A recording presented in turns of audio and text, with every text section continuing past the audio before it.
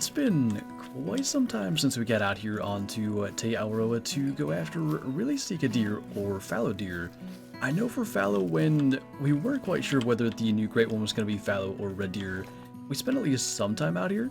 And for Sika, I'm not even sure when the last time we hunted them was. And really, it's been so long that I feel the need to kind of explain the goals for both of those species again. And they are kind of the same thing. For fallow deer, I want a gold rare, really that's not an albino. We've got a nice 270 diamond and 2 albino golds at the moment, and I just think for that multi-mount, some variety in another rare would be pretty cool. For Sika deer, basically the only rare they have is albino. Red spotted kinda could be argued, but I think albino is the definitive most rare, and I just want a gold one. I would probably take a silver at this point, but gold rare is the ultimate goal, so we're going to be going after both of those today, but not so much in a grind style hunt. We're going to be a little more casual about it. It's always kind of just fascinated me, like the original concept for the game with the respawns and everything. Obviously, grinding kind of as it is now was not the intention, but I think it was probably natural that it would eventually happen. But that's the one thing, we'll often hunt maps like Latent Lakes without grinding a particular species. And in doing that, and just by random hunts, we end up finding cool things from those respawns, and that's kind of my hope with today's hunt, just kind of getting some Sika deer and fallow deer down and hoping down the road that it pays off. And I'm sure it is obvious, but we're starting with Sika deer mostly because of that period of time when we were kind of trying to discover what the new great one was. I think that was the last time that we hunted on Te Awaroa, and that essentially left a bunch of hunting pressure over there in the fallow territory. Now, I do not understand what happened on that shot. We're going with the 6.5 Rayo today just to kind of do something different. And I don't have a clue as to why that shot didn't land, so I guess we'll go over there and try to find out. We aimed a little high, but I think it was about 250, and the 6.5 is quite flat shooting. So luckily, maybe it was the second shot, but it did bring him down. That shot was low. The thing is, like, we aimed lower to actually end up hitting it. Like, 250 was the range we were going for. I don't know what happened on the first shot, but at least we got him down. But it seems like Sika deer just drink in a lot more difficult to spot areas, more difficult to access areas. Like, in general, they just seem like they've become more difficult to hunt. And I think that is one of the reasons that we kind of got away from that grind, because of all the rares that we don't currently have in the trophy lodge that I want to get. A albino Sika is really high up on that list, but because, again, they're more difficult to grind, you can't get as many per hour, say, as fallow deer like we'll see later. It's a little tougher to go after them, but I really want to get one, and again, maybe a more casual approach could be better. Instead of kind of getting frustrated or maybe burn out, not finding a lot of Sika, if we can just on occasion go in and shoot some bucks, it might work out. It is going to be tough, though, I know that much, to get an albino if all we see are brown fur types. Missed gold by about 6 on that guy. And I mean, yeah, I think everyone that we've shot so far has been that brown, so hopefully we start to see a little more variety in that. This is kind of the main last spot I wanted to check. We may go up into here as well. I think we might as well just to kind of cover our bases. And this is what I would expect to see in this area. It seems to be just one of those spots that pretty much only spawns females, but as it turns out, I guess through the grinds and all the different Sika deer that we've shot, at least a buck has spawned up in this area, and we might as well go ahead and take him out as well. He's kind of facing us, which hopefully if we can do better than that shot earlier, should be a good thing. That'll be an insta drop. And like I said, they tend to be in these areas now where it's just tougher to see. There's another little one in there. Actually, a nice feral goat come out of there as well, and what I would call a better Sika buck. I don't like our odds of this, but alright. That's the reason that I wanted to switch to the M1. I thought maybe it was more likely we could make a drop shot or a lethal hit with that than the 6.5, and it certainly came through. So not only was it an opportunity to take down 2 Sika bucks, but also a chance to kind of learn a little bit about areas to maybe start to frequent. Ah, man, I thought we might have gotten our first gold with that one. It was a nice lung, liver, stomach shot there at 200 meters running away, but missed gold by 0.6.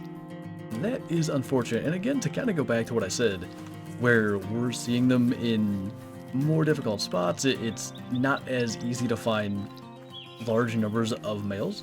It also seems to be way less common to see not only max weight decimal ones, but even golds. I think that's a red spotted. And again, we're probably not going to get a gold from it, but they are the one that I mentioned as being kind of the second rarest, we'll call it. I figured we better go M1 there once again to get the insta drop. And I had a feeling this area may be worth checking.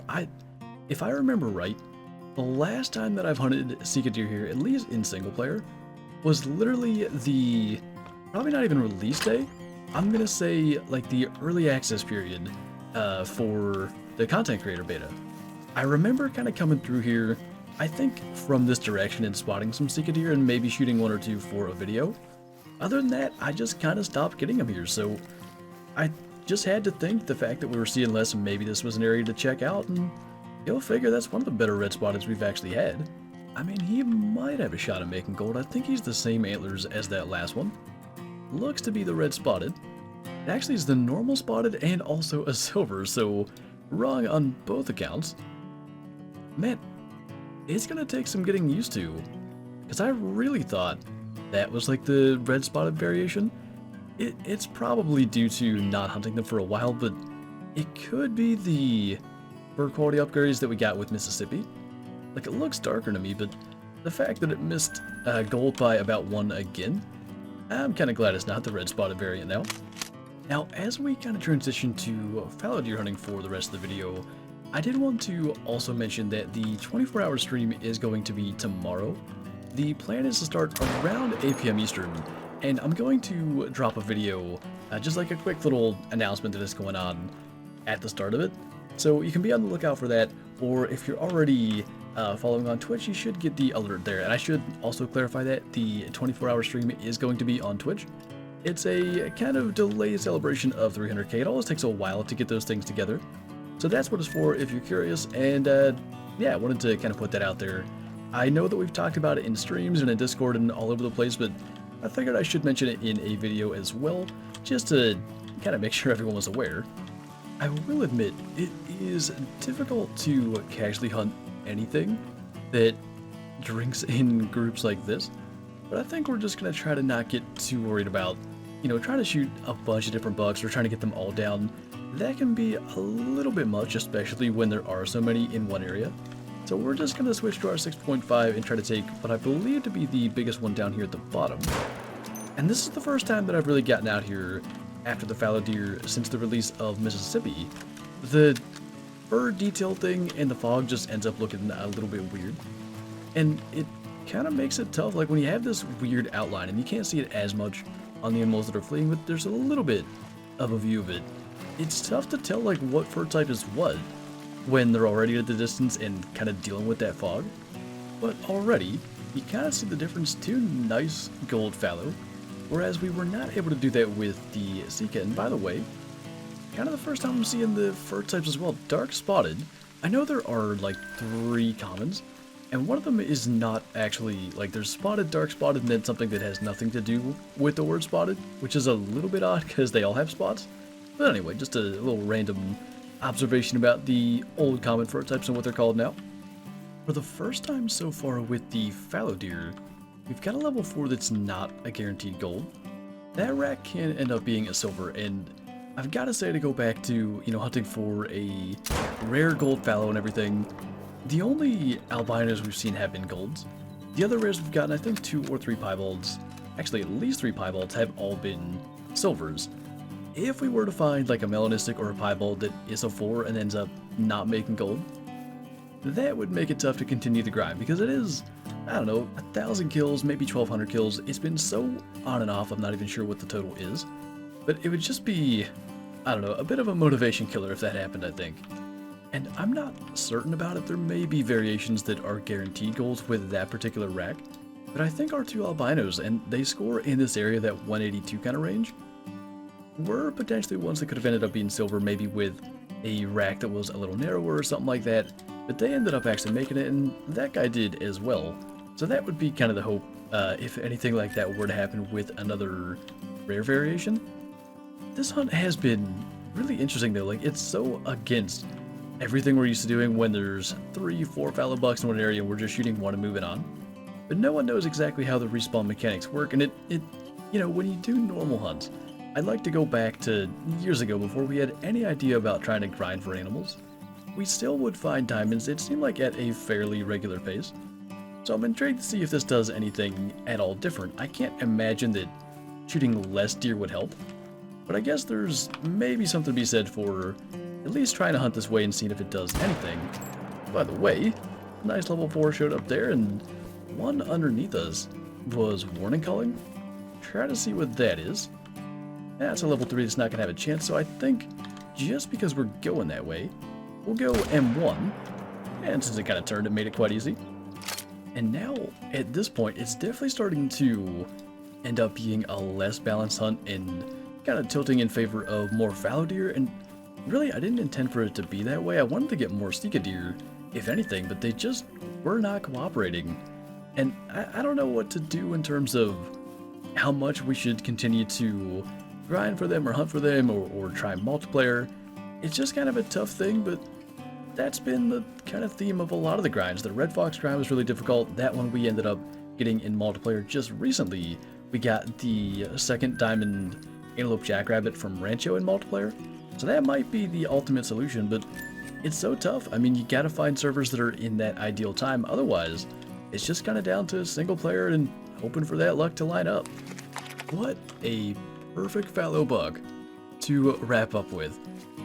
It's unfortunately a level 2, but it is a spike, and I think the spike fallow can only have basically one score. It's always right in the area of 16.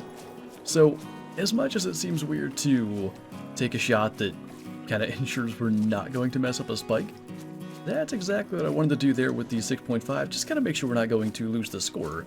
Now, I can't remember.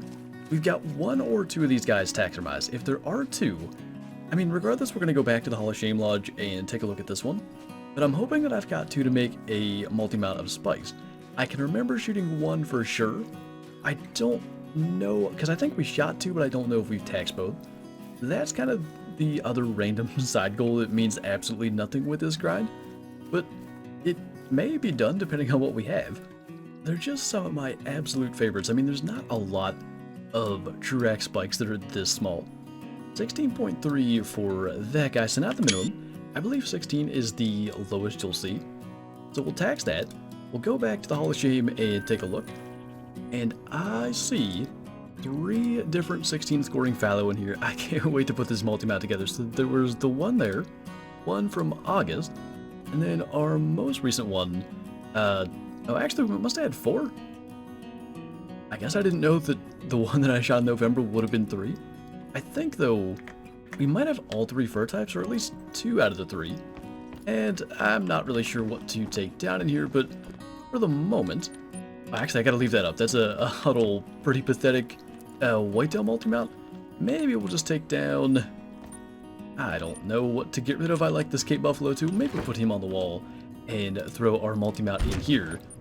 That is just fantastic. So we've got spotted, dark, and dark spotted, all 3 variants. So without the new one, we actually would not have that. Some of the stuff we can do with some of the smaller animals in Call of the Wild and making this Hall of Shame a thing, I just enjoy it so much. And I know a lot of you guys have been asking for a Hall of Shame tour, so we may do that at some time in the relatively near future.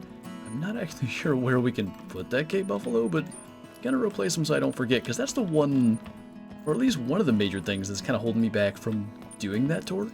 A lot of times, like, we'll mount stuff for the Hall of Shame, but then we end up not actually placing it. Maybe one of these random rare does can get taken down. So we had to take down the albino cow moose, and that was one thing that we did originally with this Hall of Shame. Was a lot of the rare females and stuff ended up in here as well. So like this random albino red deer hide is in here, and that may actually work for a multi-mount in the Red Deer Lodge. We'll have to see what to actually do, but yeah, like I said, maybe we can actually put this lodge together and do a tour of that as well. But the little mounts like this and our new fallow one, they're just fun to kind of play around with and just a little byproduct of the grinds that we're working on. But anyway, that is going to do it for this video. So thank you guys for watching, and I'll see you next time.